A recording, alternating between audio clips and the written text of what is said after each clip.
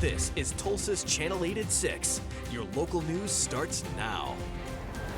The state of Oklahoma faces some serious challenges next year when it comes to health care. There will only be one company offering policies under Obamacare. Plus, premiums will be up 50% or more. Charles Neile joins us live from the Community Health Connection with a look at that dilemma. Charles?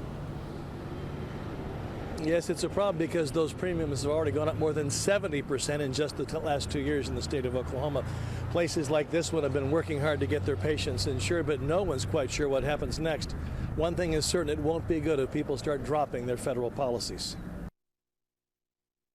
You're kind of gambling with your health if you don't have health insurance. I mean, you can hope that you don't get sick or your kids don't get sick, but that's a pretty big gamble to take. Many low-income families will be forced to find more work or make significant cutbacks just to maintain their insurance.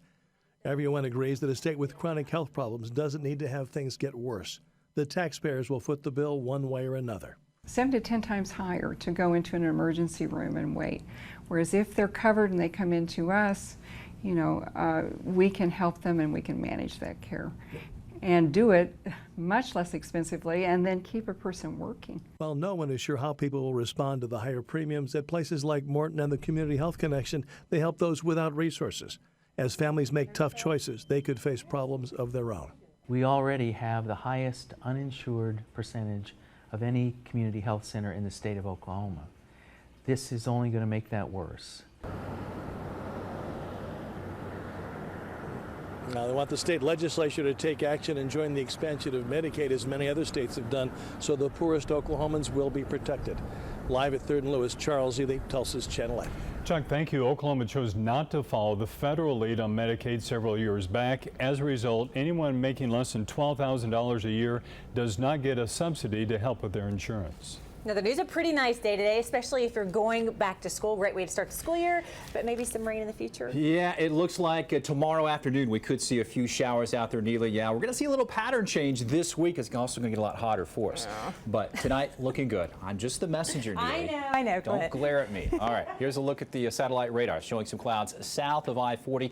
Temperatures have really been held down by the clouds. Eufaula 79 right now, 79 in Stigler, 87 in Tulsa, 88 in Bartlesville. So heading out tonight, great night to head out to the parks. Temperatures at 8 o'clock, about 83. Overnight, there will be more clouds. And again, heading into Tuesday, some rain chances. We'll detail the timing of that. And look at your 8-day planner and weekend coming up here a little bit later. Clint, thank you. 3 different homicide scenes, 4 people dead, all within a 24-hour span. The first case involving a man shooting a resident in his South Tulsa apartment. Then a double homicide in East Tulsa. And the most recent, a man found dead in the front yard of a North Tulsa home. Tulsa police say all the victims died from gunshot wounds. And the violence didn't stop heading into this morning. Around 7:30 this morning, a 14-year-old boy walked into the Veneta police station saying he killed his stepmother. Officers went to the boy's home along 400 North Thompson Avenue and found 38-year-old Laura Hendricks dead inside the home. Veneta police say the woman's body was discovered in a hallway. Several weapons were also found inside the home. The boy has now been arrested on a first-degree murder complaint. The boy remains behind bars this evening. OSBI is still investigating. Police continue to work around the clock to make sure these murders get solved and the questions answered. Channel 8's Lauren Partain spoke with Tulsa police about the progress they've made so far on the 4 local homicides. Lauren. Here in South Tulsa, a man was found dead in his doorway at this apartment complex. In this case and in the North Tulsa homicide, detectives have some leads, but it continues to be a busy 2 days. Sergeant Dave Walker with TPD began Sunday morning the same way he would any murder investigation, when a man was found shot and killed in his own doorway in a South Tulsa apartment. The day starts like any other day. When you start with a murder, it's, call a few people in, get a few witnesses. But the day was far from done. That investigation began a 24-hour span Tulsa hasn't experienced since 2012. Quickly do that, shift gears, and then go start on a new fresh murder. The new case turning out to be 2 people found shot dead in an East Tulsa home. Early this morning, police found another shooting victim dead in the front yard of a North Tulsa home. The hours put in over that one day was astronomical when you talk about a police department. But with every case, he says it's important to keep going and do the best they can. We can't screw up. I mean, in a murder investigation at a crime scene, if we screw that up, it's screwed up forever. So we have to be very diligent, and you're just going to have to fight through that fatigue. Police are not ruling out any connections between the three cases. As for now, they're looking for a suspect or suspects in regards to the double homicide. Live in South Tulsa, Lauren Partain, Tulsa's Channel 8. Lauren, thank you. There's new information out today from OSBI showing a large decrease in the number of deadly officer-involved shootings. According to the latest figures, deadly officer-involved shootings have decreased by almost 44% compared to last year at this time. Now, so far, there have been 13 fatal officer-involved shootings this year. OSBI says deaths due to tasers, car accidents, or medical incidents have not been included in that report. New developments today in the shooting death of 37-year-old Khalid Jabara. More groups now coming forward demanding a thorough investigation against the shooter.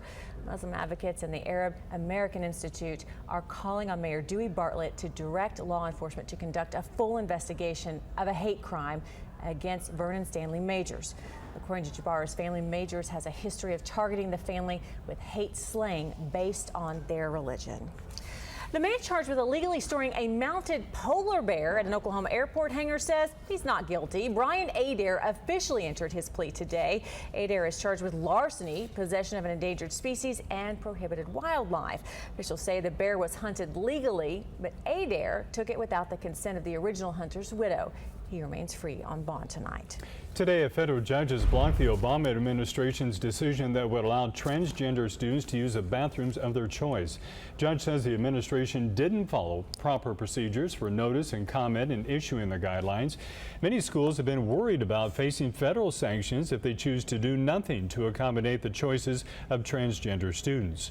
Oklahoma's Attorney General Scott Pruitt praises the judge's decision. Pruitt says, quote, "This injunction is the first step to preventing the Obama administration from holding hostage every single school district nationwide." He goes on to say that the president's order will not prevail in court. To read his full statement, along with other state leaders' reactions, you can head over to our website, KTUL.com. Meanwhile, as you know, it's the start of a new school year for many districts in the area. Manford, Union, and Tulsa Public Schools back in session. Superintendent Deborah Gist spent the day welcoming children and teachers as well as the transportation staff. She spent the early morning hours having breakfast with bus drivers and learning how the drivers keep kids safe. Last year, Tulsa had 39 bus accidents and 25 pedestrian-involved accidents in school zones, including one fatality. Gist is reminding drivers and parents, take it easy through those school zones. Slow down, pay attention, look around you. We have little ones walking, riding bicycles, more cars on the road, and certainly our buses. If you normally drive through school zones to get to work, you may want to give yourself some extra time or consider taking a different route. A construction project is slowing down traffic at a Bixby Elementary School. Today is the third day students and parents have been stuck in the traffic jam. Channel 8's Frankie Thompson shows us what's causing the congestion and how the school is fixing it. These Bixby students are walking to school today. Their parents may have decided they didn't want to wait in this traffic jam, or at least that's what Sarah Corfidi and her family did. Oh yeah, our kids don't like traffic jams. Today it was a lot better than the first day. The first day was obviously everyone was driving because it was the first day of school and they wanted to take their child into the school. Principal Jamie Milligan is helping direct traffic at Northeast Elementary so parents know where to go. She says the line is moving much faster than last week, but what's causing the holdup? A few entrances to the school are blocked in preparation of a construction project. We had to redo the traffic configuration because we used to have traffic that went around the school, and that, of course, because we're building a building back there, is no longer possible. A new intermediate school is going up right next to the school. Though the work is causing this congestion now, Milligan says the classroom space is needed since the area is quickly growing. You like to see parents move to a district because of the education system that you've helped provide. And so I feel like that's what's going on in Bixby. The word is out. You know, Bixby is a great school system and parents want their kiddos here. Until the new school is done, parents will have to wait a bit longer to drop off their kids or just walk them. It's good to be able to walk to school. I mean, it gives you a little exercise, it gives some time with the parents and the kids. Frankie Thompson, Tulsa's Channel 8. Principal says all parents should have received an email over the weekend regarding directions on where to drop off their children. They expect to get adjusted to the new traffic routine by the end of this week. New school will open for the 2018-19 school year. Also in Bixby, an $18 million bond package is on the table for voters during tomorrow's runoff election.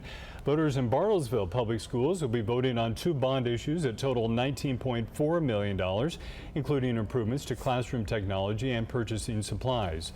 In Jenks, residents are voting for a 25-year renewal of ONG utilities. Of course, we'll be keeping our eye on all the races tomorrow across Green Country. Be sure to stay with KTUL on air and online at KTUL.com for the latest up-to-the-minute results. Well, earthquake activity in the state has slowed down over the last 6 months. New details find the state still experiencing far more than the historical average. Experts believe the most recent declines are because of the new drilling regulations put in place for oil and gas companies. The average over the last 8 years has been about 800 quakes. So far this year, we've experienced 455. Experts say the state is on track to see its first decline of record earthquakes in more than 5 years. We're approaching Labor Day, and the price of gas, it's going up, unfortunately. According to AAA, the price has risen 14 cents since the beginning of the month. Many stations across the Tulsa metro are averaging about $2.06 per gallon. AAA says we haven't seen prices this high since July. Coming up, Oklahoma license plates getting a bit of a makeover. Yeah, we're going to show you the new design you'll be seeing on vehicles and tell you why Governor Palin made the change. Plus, if you're heading to Oklahoma City, there's some detours you're going to need to be aware of. We'll tell you about ODOT's biggest project to date and how it is going to impact your travel. And it should be a really nice evening out there. Temperatures right now across the metro, middle to upper 80s. Heat, humidity, and even some rain chances. Forecasts coming up in about 7 minutes. And later in sports, Kevin Durant earns 1 championship so far. Sports director John Moss will have more from his gold medal winning game at Rio with Team USA.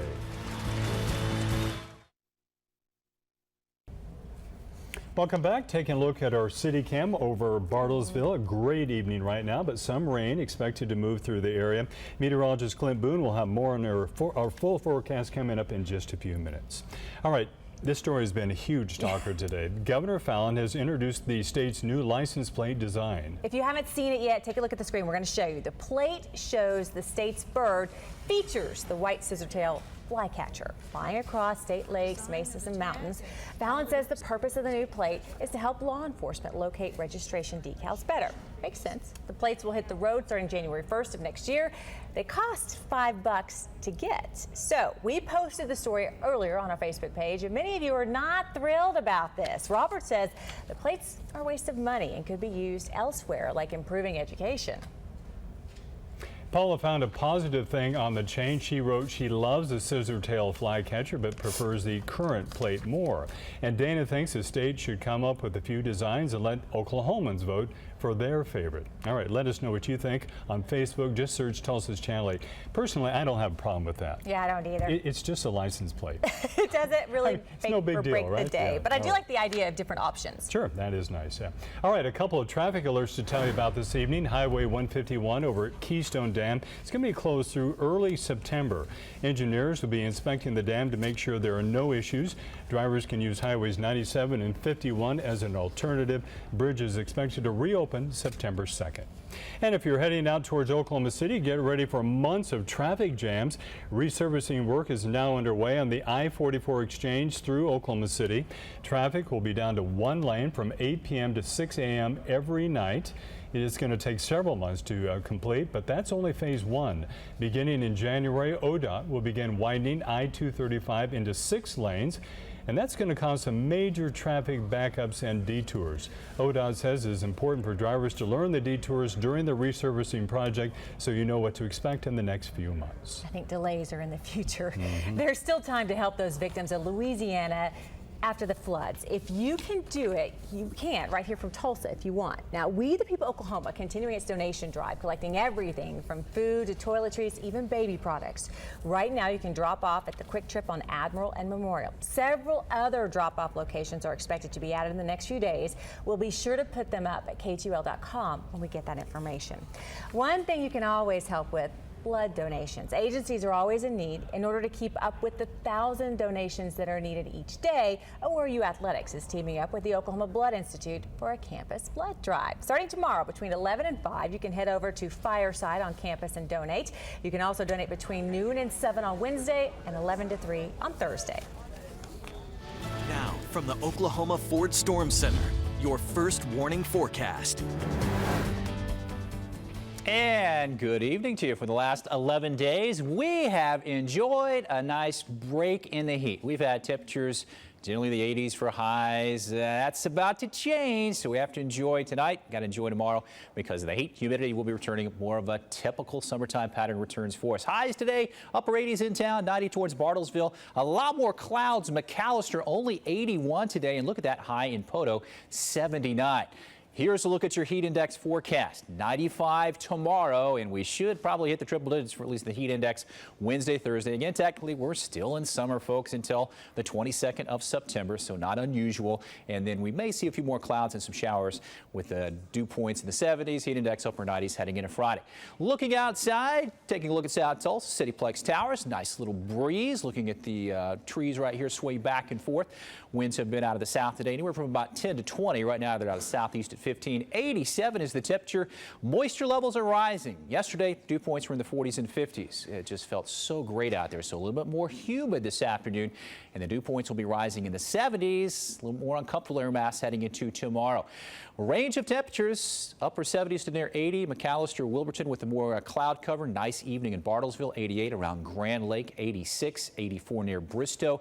Satellite radar begins to shows certainly the thicker clouds south of I-40. The showers, the thunderstorms right along this frontal boundary in northern Texas, southern sections of Arkansas, and unfortunately still more rain throughout portions of Louisiana, which just does not need any more rain. This front will be lifting back to the north. That's why the increasing moisture levels start to feel a lot more uncomfortable for us heading into tomorrow, and that's why we're going to see chances for just a few showers and storms. So as we look at our rain chances, this is tomorrow morning.